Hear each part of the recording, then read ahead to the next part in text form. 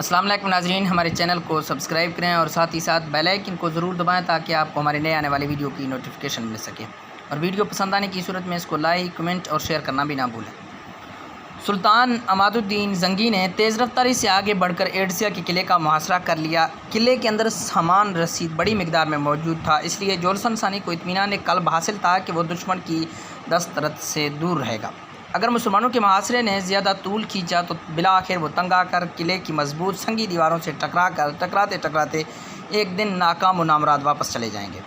قلعے کا محاصرہ کرنے کے بعد سلطان عماد الدین زنگی کچھ دن صورتحال کا جائزہ لیتا رہا، پھر اس نے اسلامی طریقے جنگ کے مطابق نجم الدین ایوب کو عیسائی حکمران جولسن ثانی کے نام ایک خط دے کر روانہ کیا۔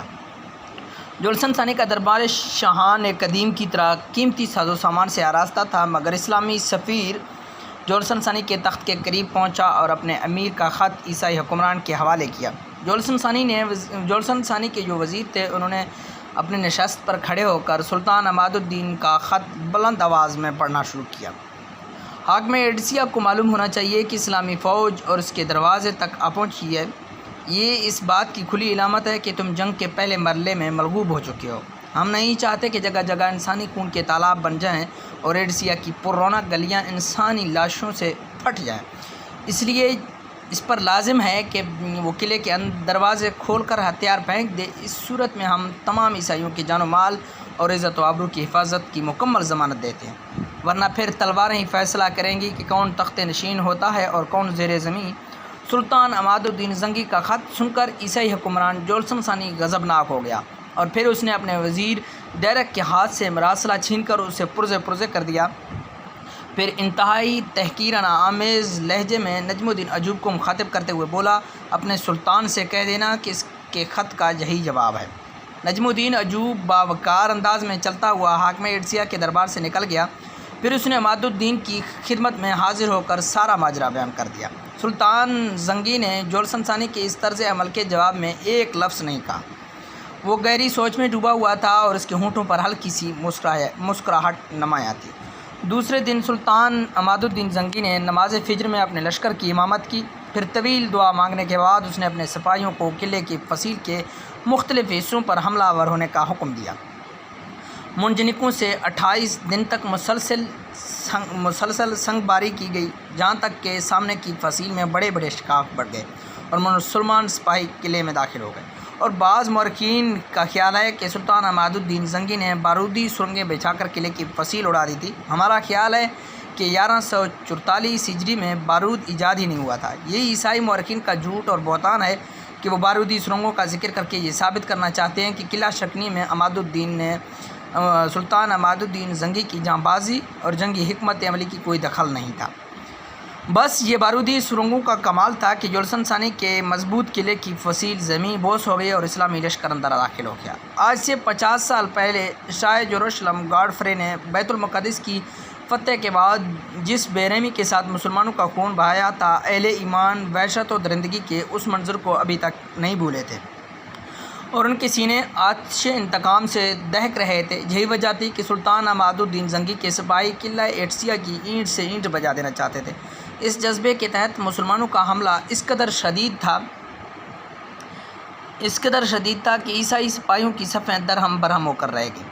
سلطان عماد الدین زنگی کے جوش کا یہ عالم تھا کہ وہ اپنے محافظ سپاہیوں کو پیچھے چھوڑ کر اکیلا دشمن کی صفوں میں گھس جاتا تھا۔ جنگ ایڈسیا میں بھی ایسا کئی بار ہوا۔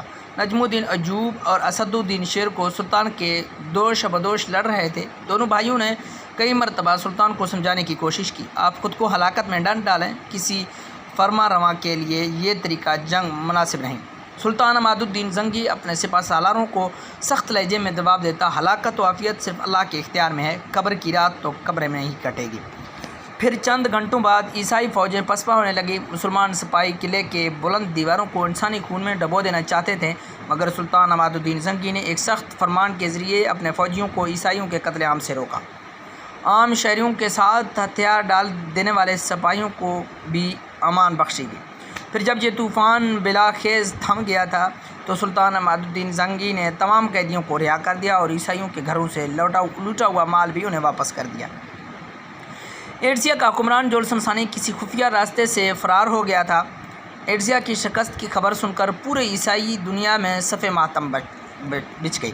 یروشلم کے ایک پادری شمعون نے اپنے گریبان چاک کر دیا اور سر کے بال نوچ ڈالے۔ بہت دیر تک سینہ کو بھی کرتا رہا، پھر گریوزاری کرتے ہوئے آسمان کی طرف دیکھ کر بولا، یسوع مسیح، تم اپنے نام لیواؤں کی مدد کو نہیں آئے۔ یہاں تک کہ عیسائی کثر و اقدار کا پہلا اہم ستون گر گیا۔ میں نہیں جانتا کہ اب مسلمانوں کے قدم کہاں روکیں گے۔ اے مقدس باپ، تو ہی انہیں روک کہ ہم بہت عاجز و ناتواں ہیں۔ ایک ہی شکست نے صلیبیوں کے ہوش و حواس اڑا دیے تھے۔ دوسری طرف مسلمانوں کی مسرت کا یہ عالم تھا کہ عربی کے بڑے بڑے شاعروں نے سلطان عماد الدین زنگی کی شان میں طویل قصیدے لکھے تھے۔ علماء اور مشاہ نے سلطان کو محافظ اسلام اور مجاہد کبیر کے القاب سے یاد کیا۔ اس کے ساتھ ہی خلیفہ بغداد کا فرمان جاری ہوا کہ عماد الدین زنگی کا نام خطبات میں شامل کیا جائے۔ ایڈسیا کی فتح کے بعد سلطان عماد الدین زنگی نصرت و فتح کا پرچم اڑاتا ہوا دریائے فرات کے مشرقی علاقے کی طرف بڑھا اور کئی شہر فتح کر ڈالے۔ ان میں سیروج کا مشہور قلعہ بھی شامل تھا۔ وہ 541 ہجری کی ایک سیاہ رات تھی جب سلطان عماد الدین زنگی نے قلعہ جیبر کا محاصرہ کر لیا تھا اور وہ اپنے خیمے میں گہری نیند سویا ہوا تھا۔ پہرے پر ایک مسلح غلام کھڑا تھا۔ جب رات آدھی سے زیادہ بیت گئی، ہر طرف سناٹا پھیل گیا تو وہ غلام دبے قدموں اپنے آقا کے خیمے میں داخل ہوا اور سلطان کے سرہانے جا کر کھڑا ہو گیا۔ شمع کی مدھم روشنی میں غلام کی نظریں سلطان کے چہرے پر مرکوز تھیں۔ پھر جب اسے پورا اطمینان ہو گیا کہ سلطان پر گہری نیند کا غلبہ طاری ہے تو اس نے آہستہ سے تلوار نکالی اور پے در پہ سلطان پر کئی وار کیے۔ 65 سالہ سلطان نے سنبھلنے کی بہت کوشش کی، مگر خون اس قدر بہہ چکا تھا کہ تھوڑی دیر میں عماد الدین زنگی کی موت واقع ہو گئی۔ قاتل غلام رات کے اندھیرے میں فرار ہو گیا۔ لوگوں کا خیال ہے کہ قلعہ جبر کے حاکم نے زر کثیر دے کر سلطان کے غلام کو خرید لیا تھا، لیکن حقیقت یہ ہے کہ عماد الدین زنگی کا وہ غلام اپنے عقیدے کے اعتبار سے باطنی تھا اور حسن بن صباح کا پیروکار۔ اگرچہ شیطان حسن بن صباح کو مرے ہوئے کافی عرصہ گزر چکا تھا، مگر اس کے فدائین دنیا بھر میں پھیلے ہوئے تھے اور مسلمانوں کی صف میں شامل ہو کر اسلام کو شدید نقصان پہنچا رہے تھے۔ سلطان عماد الدین زنگی کی شہادت کی خبر سن کر مسلمانوں پر برق بن کر گری۔ محافظ اسلام مجاہد کبیر کی شہادت نے پوری ملت اسلامیہ کو سوگوار بنا دیا۔ دوسری طرف عیسائی دنیا میں جشن کا سماں تھا۔ صلیبیوں کی اکثریت شراب پی کر رقص کر رہی تھی۔ تمام گرجوں میں خصوصی عبادتوں کے بعد کہا جا رہا تھا، خداوند نے 2 سال کے اندر ہی مسلمانوں سے ایڈسیا کی شکست کا انتقام لے لیا۔ شاہ یروشلم اپنے درباریوں سے خطاب کرتے ہوئے کہا، یہ مقدس باپ بیٹے کا قہر ہے جو مسلمانوں پر نازل ہوا ہے۔ اب وہ زندگی بھر صلیبی ریاستوں پر بری نظر ڈالنے کی ہمت نہیں کریں گے۔